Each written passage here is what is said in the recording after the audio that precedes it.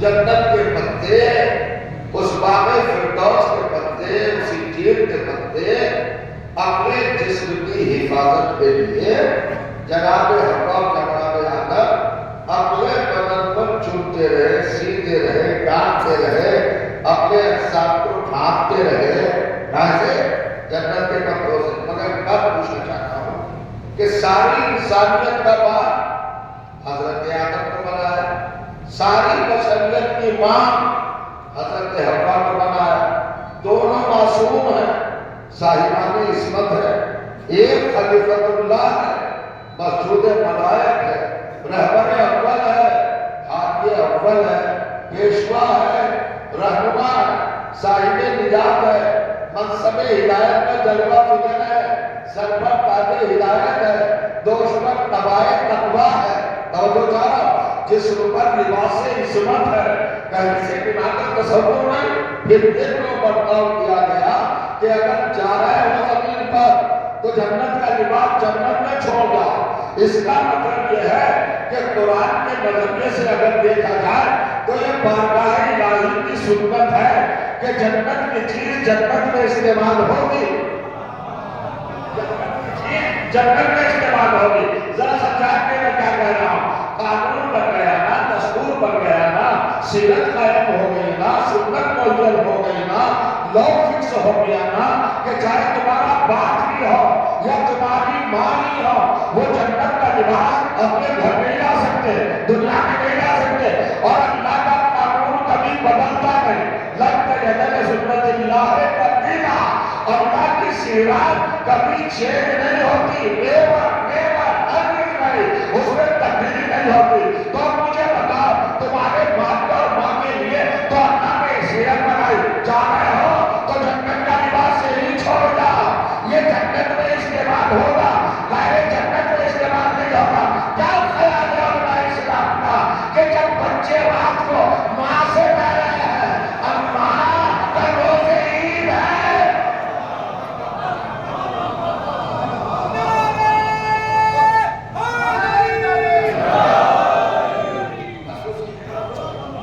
شہزادے کہتے ہیں اماں غدا کل تمہارو کل روز عید ہے، سب اچھے کلاس رکھیں گے، اور ہم ہیں فخر عصمت، افتخار طہارت، نازش مشیت، مرکز اوامر و نواہی الہی، ہر کائنات کریں گے۔ شہزادی کہتی ہے سو جائیے، تمہارا لباس صبح آ جائے گا، صبح آ جائے گا۔ اماں کون آئے گا کہ کل تمہارا لباس یاد میں آئے گا۔ میں واقعہ بھی سنا رہا ہوں آپ کو، میں تو بتا رہا ہوں لباس آیا کہ نہیں جنت کا، حسن و حسین نے پہنا کہ نہیں پہنا، عید کی رونقوں میں اضافہ کیا کہ نہیں کیا، دوش رسول میں سوار ہوئے کہ نہیں ہوئے، زلف رسول کو ہاتھ میں لیا کہ نہیں لیا۔ یہ زلف رسول نہیں ہے، اور جو اس لیے کہ میرا رسول بشر نہیں ہے، میرا رسول عام آدمیوں کی طرح آدمی نہیں ہے، لوگوں نے سمجھا ہی نہیں ہے۔ رسول سمجھا، نبی سمجھا، طٰہٰ سمجھا، مزمل سمجھا، مدثر سمجھا، نور سمجھا، ماہی سمجھا، فاطمی سمجھا، رحمت سمجھا، حامی سمجھا، سب کچھ سمجھا۔ مگر قرآن نے جو رسول کا اسٹیٹس مینٹین کیا ہے اور جو مرتبہ دیا ہے وہ عجیب و غریب ہے۔ ایک ہلکا سا جملہ کہہ کے آگے بڑھ جاؤں گا۔ کیا ہم کہیں کہ ہمارے محمد مصطفیٰ نبی ہیں تو کیا پوری ذات گرامی تک تعارف ہو جائے گا؟ نہیں، یہ کوالٹی نہیں ہے نبی۔ اگر ہم حضور کو نبی کہیں تو کیا تعریف مکمل ہو گئی؟ اگر حضور کو رسول کہیں تو کیا تعریف مکمل ہو گئی؟ آخر سے کروا لے، کوالٹی اس صفت کا نام ہے جو کسی دوسرے میں نہ ہو۔ اگر آپ کہو کہ محمد نبی ہے تو نبی تو 1,24,000 ہے، یہ تو کامن ہو گیا، معاملہ مشترک ہو گیا، حضور کہہ دیا نا، ہو گیا نا، تو کوالٹی تو رہی نہیں، صفت خاص تو رہی نہیں۔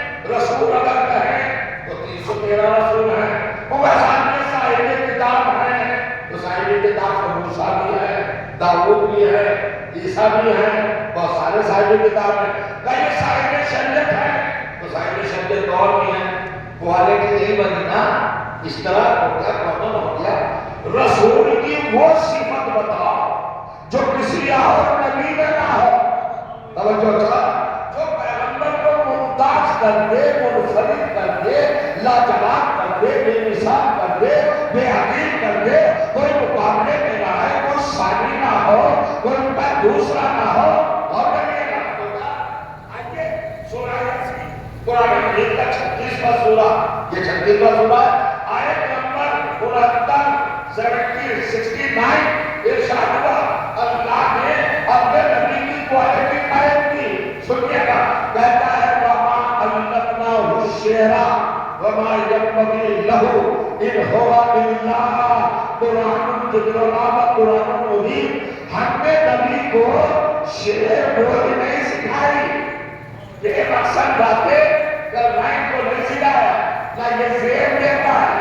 قرآن کی زبان میں شعر کا مطلب ہے بے مقصد باتیں, بے پیغام باتیں, جن میں کوئی میسج نہ ہو, جن میں کوئی ہدایت کا پہلو نہ ہو, جن میں کوئی اصلاح کا جذبہ نہ ہو, جن میں کوئی تربیت کی کیفیت نہ ہو, جن میں کوئی نجات کا رخ نہ ہو.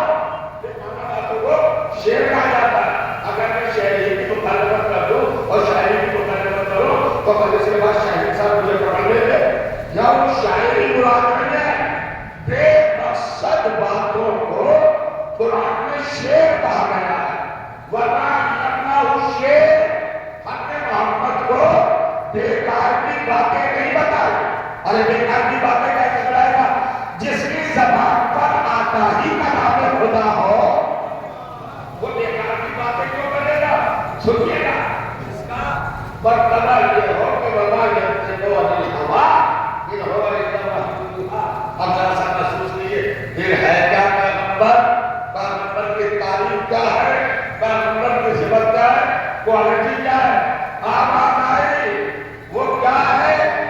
توجہ کیجیے گا, ان ہوا الا ذکر, ان ہوا ایسروں کی بنائی انکار مطلب ہے. علماء کہتے ہیں ان ہوا انکار مطلب ہے, انہیں نافیہ ہے.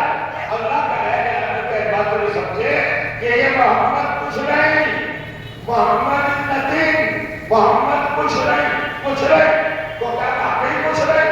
یہاں کچھ نہیں کا مطلب یہ ہے تم جو بھی سمجھو وہ محمد نہیں ہے.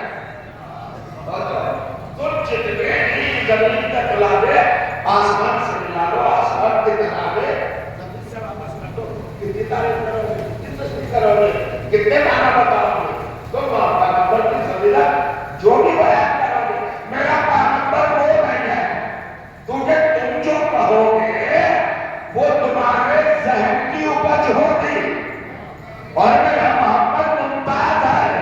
تو جو بھی کہو گے وہ کہتا ہے کہ ہوگا وہ کچھ نہیں ہے, جو تم کہہ رہے ہیں وہ نہیں ہے, جو تم کہہ کر رہے ہو وہ نہیں ہے, جو تم بیان کر رہے ہو میرا محمد وہ نہیں ہے. پھر ہے کیا الا ذکر, محمد تو میرا ذکر ہے, اسے دیکھ کے جاؤ مجھے پہچان دے گا.